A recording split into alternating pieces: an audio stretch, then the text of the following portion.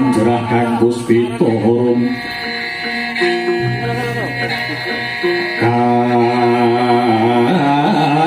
kasiliring samiron omre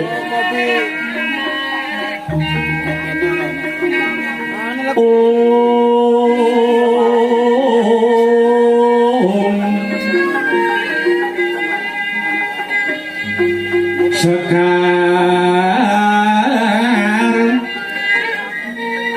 kadung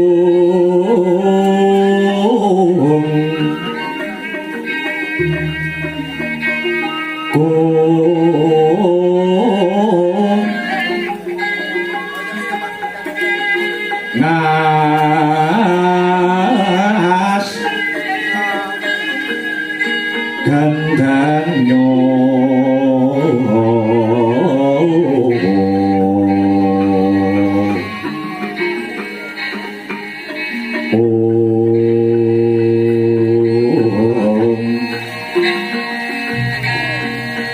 maweh rarasaning driya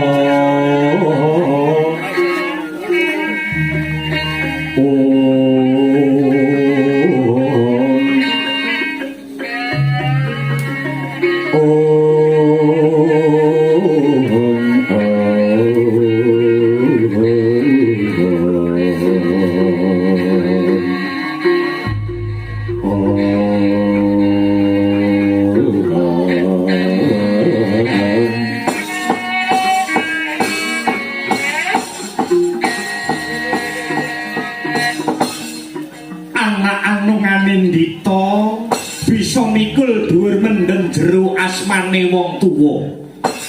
Lamun ora sisip iki kaya tekane anakku bocah sigit, bocah Jentara Jamadagni. Bapa Risanggeni yo sembah bektine anak lanang ditampani. Iya ya, Nger. Wis ndak tampa agawe mongkok rasane bapakmu ora liwat pangestune wong tuwa ditampani Nger Jamadagni.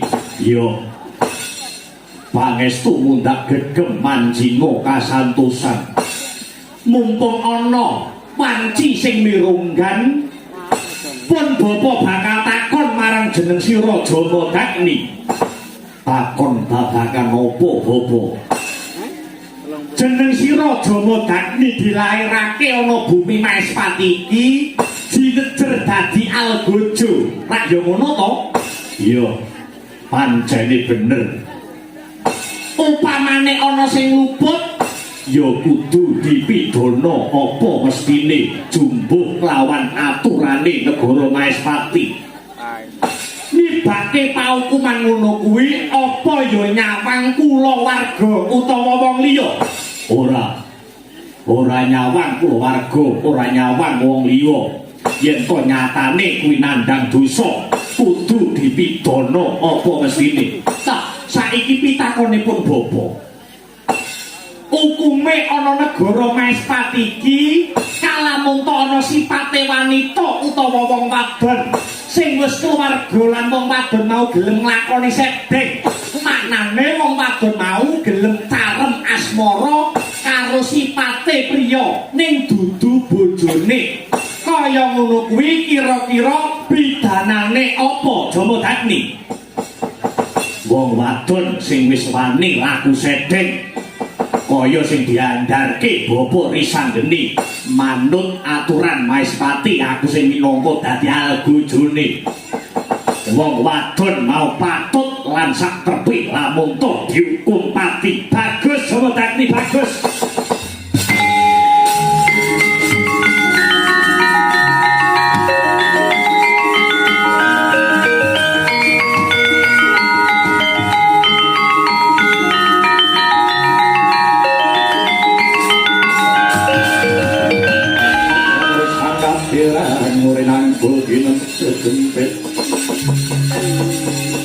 Sangat naning kawono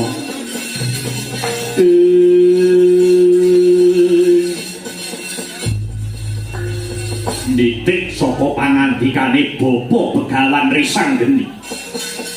Sajake kok ana pawongan sing nandhang dedosan. Pancen bener. Ana sing nandhang dedosan trajang angger-anggering negara uga trajang marang tatananing agama. Apa wis ana bukti nyatane? Ana bukti nyatane. Wong nyatane pun bapa wis ngerti dhewe nganggo paningale pun bapa pribadi. Maragage kowe kandha. Yen pancen kowe wis ngerti dhewe jenenge sapa, omahe ngendi.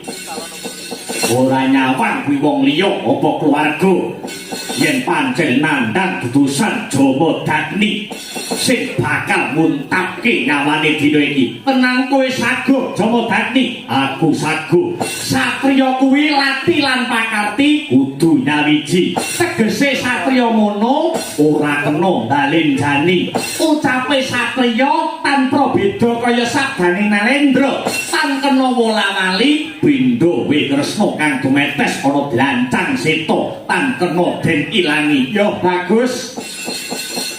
Dina sak mengko kawuhanana sing wis wani laku sedeng bandrek dina sing kudu ndok pateni dina iki ora ana liya ibumu dhewe Renuka. Oh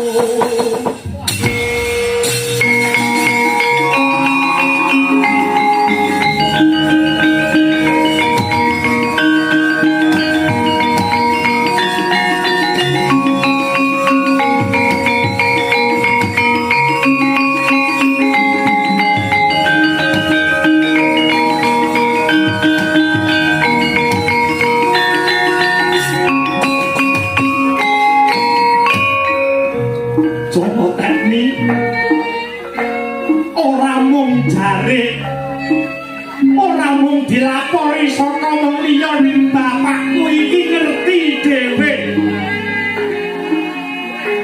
Ibumu wis plorot kembene. Ibumu wis greget-gregeti papan suci ana ing jati sono kene. Mula gandeng wis dadi kewajiban lan pakaryane Jama Dagni. Hukum kudu dijejekake. Bopo Begawan, apa pancen bener ibu tumindak sing kaya mangkono? Ala-ala aku iki pendhita. Pun bapa iki brahmana yen to aku nganti gara bakal tetel jiwa kabrahmananku. Banjur piye nggon parep matrapne Bidanapati? Tak pateni mbokku dhewe. Satriya kudu bisa mbedake ing antarane katresnan lan kewajiban. Disingkirne luwih dhisik katresnane, jejegna lan tindakna kewajiban sing disampirke ana pundhakmu kiwa lan tengen. Bapakmu iki wis rojak-rajek atine Jama Dagni. Nyawang ibumu sing saben dina nglempone wong lanang liya.